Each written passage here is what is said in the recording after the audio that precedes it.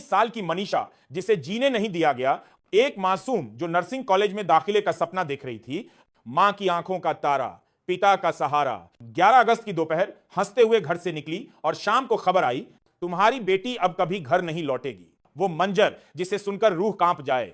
लोहारू के सिंघानी गांव के पास नहर किनारे एक लाश पड़ी थी, गला बेरहमी से कटा हुआ, चेहरा जलाया गया, मानो किसी ने इंसानियत के जिस्म को आग लगा दी हो। ये सिर्फ मनीषा का गला नहीं कटा, ये पूरे हिंदुस्तान की इज्जत का गला कटा है। और कातिल आजाद घूम रहे हैं। परिवार चीख चीख कर कह रहा है, अगर पुलिस ने तुरंत कार्रवाई की होती तो हमारी बेटी आज जिंदा होती। लेकिन फियर में देर हो, सुराग ठंडे और बस बयानबाजी। 6 टीमें, सीसीटीवी, मोबाइल डेटा, ये सब सुनने में अच्छा लगता है, पर गिरफ्तारी जीरो। दोस्तों, हम ये क्यों मान बैठे हैं कि एक लड़की की हत्या अब सामान्य खबर है? टीवी चैनलों पर देखिए, किसी के यहां तिरंगा फहराने की बड़ी कवरेज है, कहीं किसी मंत्री की रैली का लाइव टेलीकास्ट है। लेकिन मनीषा, उसकी कहानी, उसके परिवार का दर्द, वो 2 मिनट के बुलेटिन में भी नहीं दिखाया जाता है। क्यों? क्योंकि ये खबर वोट नहीं दिलाती, ये खबर टीआरपी नहीं लाती। और पुलिस जब तक मीडिया कैमरा लेकर नहीं आती, जांच की फाइलों पर धूल जमती रहती है। क्योंकि किसी गरीब की बेटी के लिए ना कोई मंत्री रात में फोन उठाता है, ना कोई अफसर फाइल आगे बढ़ाता है। हम बार बार कहते हैं इंसाफ मिलेगा, लेकिन सच ये है, इंसाफ इस देश में उस दिन मिलता है जब जनता गुस्से में सड़क पर उतर आती है। जब तक गुस्सा फेसबुक पोस्ट और व्हाट्सएप स्टेटस में कैद है, तब तक इंसाफ भी फाइलों में कैद रहेगा। नेता कहां हैं?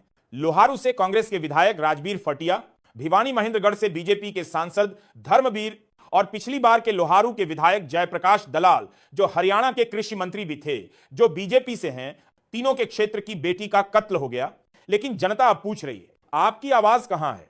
आप इंसाफ की लड़ाई में कहां खड़े हैं? इनके पास अपने अपने दल की बैठकें हैं, सोशल मीडिया पोस्ट हैं, लेकिन बेटी के कत्ल पर, इंसाफ की मांग पर ना सड़क पर दिखते हैं, ना कैमरे के सामने।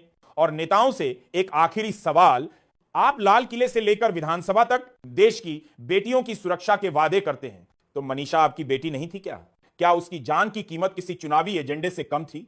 या फिर आपका वक्त सिर्फ उन बेटियों के लिए है जिनके माता पिता आपके वोट बैंक का हिस्सा हैं? दोस्तों, अगर यह चुप्पी टूटी नहीं, अगर यह मामला दबा दिया गया, तो अगली बार जब आप तिरंगा लहराएंगे तो याद रखिए, उस तिरंगे के नीचे किसी मनीषा की लाश भी होगी। अब यह सिर्फ एक परिवार की लड़ाई नहीं, यह हर उस मां की लड़ाई है जो बेटी को स्कूल भेजते समय डरती है। यह हर उस पिता की लड़ाई है जो रोज सोचता है, क्या मेरी बच्ची सुरक्षित है? भारत अब तक खामोश क्यों है? प्रधानमंत्री के बारे में कहा जाता है कि वह ट्रंप से डरते हैं, लेकिन भारत की इस बेटी के बारे में बोलने में कौन सा डर उन्हें सत्ता रहा है? आज अगर हम चुप रहे तो कल हर घर से मनीषा निकलेगी, एक और वापस सिर्फ लाश लौटेगी। अब हमें नेताओं के झूठे वादे नहीं, हमें तुरंत गिरफ्तारी और सख्त सजा चाहिए। यह आवाज अब संसद तक जानी चाहिए। मनीषा के कातिलों को फांसी दो। बेटियों की सुरक्षा पर कोई समझौता नहीं होगा।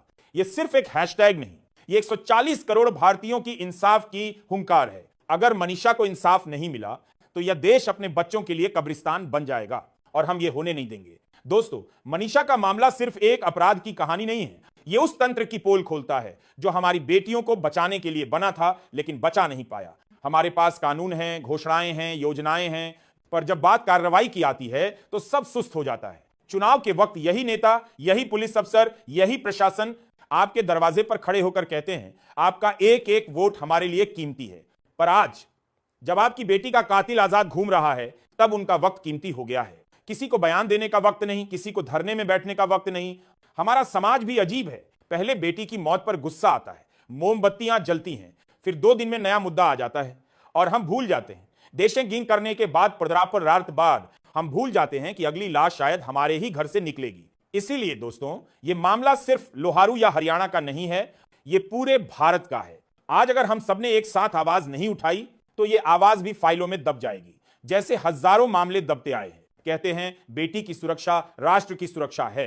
साथ ही तक यह है केल मारने के बाद अभी करने की। अगर राष्ट्र अपनी बेटियों को नहीं बचा सकता तो फिर यह राष्ट्र किस बात का गर्व करेगा? मनीषा की आखिरी चीख शायद आपने नहीं सुनी होगी, लेकिन उसकी गूंज आपके कानों में बरसों तक रहनी चाहिए, क्योंकि यह सिर्फ उसकी चीख नहीं थी, यह उस भारत की चीख थी जो अपनी बेटियों को खो रहा है। स्वतंत्रता दिवस के मंच से मोदी जी ने भाषण दिया, देशभक्ति के गीत बजे, लेकिन लोहारू की इस बेटी के लिए इस स्वतंत्र भारत में न्याय अभी भी कैद है। क्या यह वही भारत है जिसकी आजादी का जश्न हम मना रहे हैं? ज्यादा से जहां तिरंगा तो लहरा रहा है, लेकिन एक बेटी की लाश पर इंसाफ का ताला लगा हुआ है।